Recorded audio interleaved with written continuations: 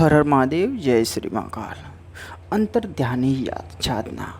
अंतर ध्यान के लिए क्या साधना करनी चाहिए, कौन सी साधना करनी चाहिए, और जीवन में अपने अध्यात्म को बढ़ाना है, अपने स्पिरिचुअल शक्ति को बढ़ाना है, अपने जीवन के उन बुरे कर्मों को छोड़ना है।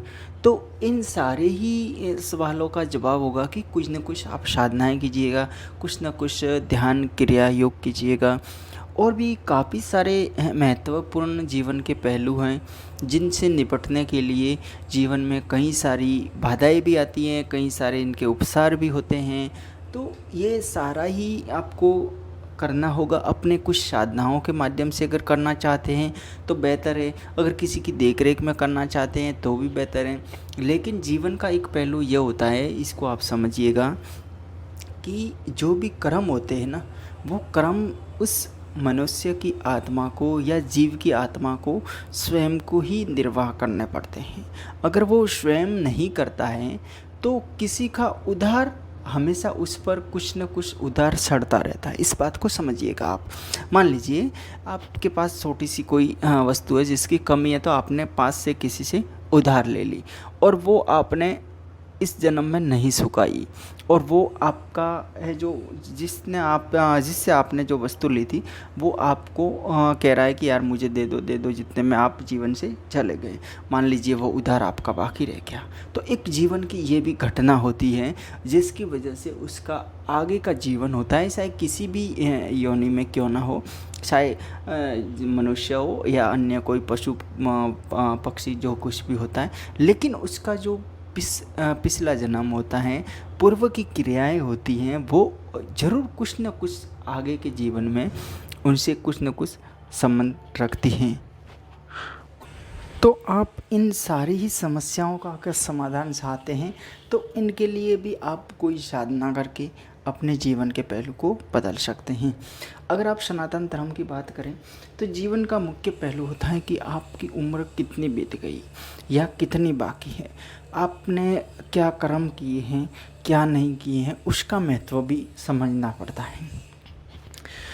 आप अगर मेडिटेशन करते हैं तो मेडिटेशन एक जीवन का बहुत ही अच्छा आधार है, जो आप लंबे समय तक करते रहेंगे तो धीरे धीरे अपने जीवन में उससे परिवर्तन होता है और आगे वाली जो ज़िंदगी होती है वो खुशनुमा बनती है। इसके अलावा अगर आप गायत्री मंत्र का जप करते हैं तो गायत्री मंत्र मैं कहूँगा कि सर्वश्रेष्ठ साधना है जो जीवन को एक अंतिम मोड़ देती है। ये वो साधना है जो कोई भी इंसान चाहे कितने भी बुरे कर्मों में फंसा हुआ है या बुरे कर्म कर रहा है, अगर मान लीजिए वो इंसान इस साधना में लग जाता है को कुछ समय बाद में उसमें इतना परिवर्तन होता है कि समझो वो कुछ था ही नहीं पहले। वो स्वयं को भी ऐसा एक सोचने पर मजबूर कर देगा कि यार मैं पहले क्या था आज क्या हूँ। गायत्री एक वो साधना है जिसका कोई भी वर्णन छोट बातों में करना बहुत मुश्किल है। इस बात को आप समझिएगा। जीवन का एक वो मोड़ होता है जिसमें मनुष्य कई सारे बुरे कर्म करते हैं, कई सारे झगड़े टंटे करता है, कई सारे ऐसा कुछ खाद्य पदार्थ होता है जो जीवन से रिलेटेड होता है, लेकिन अपने जीवन में कुछ अच्छा बुरा खाना पीना होता है, वो भी सब ऑटोमेटिकली बदल जाता है। मनुष्य जीवन कोई छोटी एक प्रक्रिया नहीं है, एक दो दिन की प्रक्रिया नहीं है। मनुष्य जीवन निकालना एक बहुत लंबा सफ़र होता है जिसमें अगर सोचे तो एक जैसे आपने मूवी देखी, फिल्म देखी होगी कोई भी, तो वो 3 घंटे में एक पूरी जीवन की गाथा अपने आगे रिलीज़ करता है और वो मनुष्य उस फिल्म की 3 घंटे की स्टोरी में पूरा जीवन देखता है कि नहीं। वो तो बस आप अगर 3 घंटे की स्टोरी में जीवन को समझ सकते हैं तो वास्तविक जीवन कितने सालों का है, इसको समझने में कितना समय लगता है, इसको करने में कितना करना पड़ता है।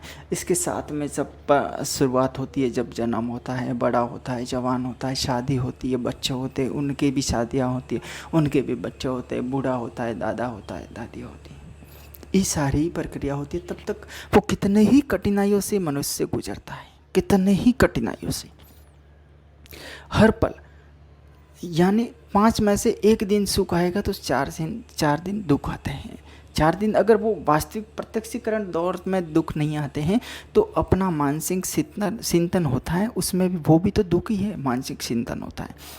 लोगों को दिखता है यार तेरी क्या कमी है, तेरी वो है, तेरे फलाना है, तेरा वो, लेकिन उसका मानसिक चिंतन होता है। मानसिक चिंतन वो एक दुख से गुजरता है, अपनी सोच से गुजरता है, पीड़ा से गुजरता है, वो उसका वास्तविक दुख होता है। अब हम लोग होते हैं जो दुनियावी लोग होते हैं वो उसको समझते नहीं है कि क्या है, ये तो सुखी है, ये तो वो है, लेकिन उसकी पीड़ा तो वो जाने कि वो सुखी है या दुखी है। तो ये सारे ही होते हैं कि अगर आप ऐसे ही सब समस्याओं से निपटना चाहते हैं तो इसका सबसे बेहतर तरीका ये होता है कि आप मेडिटेशन शुरुआत कीजिएगा, और मेडिटेशन के साथ में आप गायत्री मंत्र का जप शुरू कीजिएगा। गायत्री मंत्र का जप शुरू कीजिएगा, आप उस जीवन को छोड़ देंगे, अपने आप छूट जाएगा, पीछे सब कुछ छूट जाएगा, अपने बुद्धि में परिवर्तन आ जाएगा, रहन सहन में सारे ही सवालों के आपके जवाब मिलने शुरू हो जाएंगे, और कुछ ही दिनों में आपका जो विशेष आपके एंजल्स से संबंधित जो जानकारी है वो भी आपको ड्रीम के माध्यम से मिलने शुरू हो जाती है, और अपना जीवन है वो आगे से आगे परिवर्तन हो जाता है।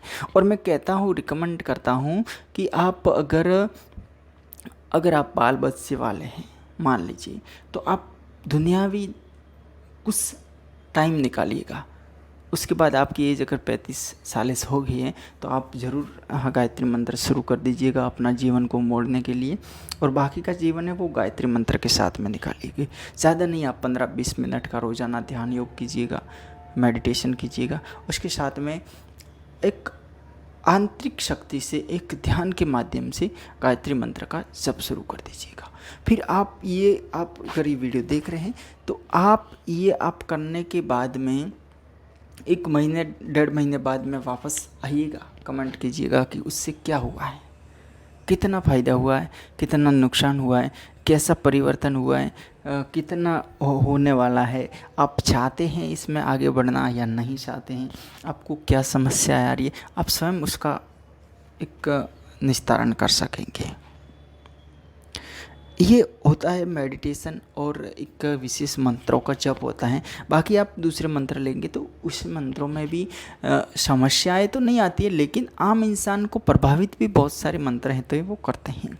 अब प्रभावित कैसे करते हैं कि उनका पावर्स होता है ना, वो कंट्रोलरी नहीं होता है। गायत्री मंत्र का पावर बहुत हाई है, लेकिन इनका पावर है एक शांति के तौर में, अध्यात्म पावर है इनका। क्या अध्यात्म पावर ज़्यादा है, गायत्री मंत्र का जो पावर है वो अध्यात्म का है, और दूसरे मंत्रों का है वो एक अलग पावर है, उसमें कई सारी क्रियाएं, प्रत्यक्षीकरण, उनका कई सारा जो मनुष्य जीवन से, मृत आत्माओं से, पास्ट लाइफ से कई सारे उनका रिलेटेड होता है। इसलिए आप अध्यात्म के रास्ते पर चल रहे हैं तो अध्यात्म से जुड़ी है ज्ञान पर चले, और अध्यात्म की जुड़ी सीढ़ी पर ही चलिएगा। आपको वीडियो अच्छा लगे लाइक शेयर और चैनल को सब्सक्राइब जरूर कीजिएगा। हर हर महादेव सभी को।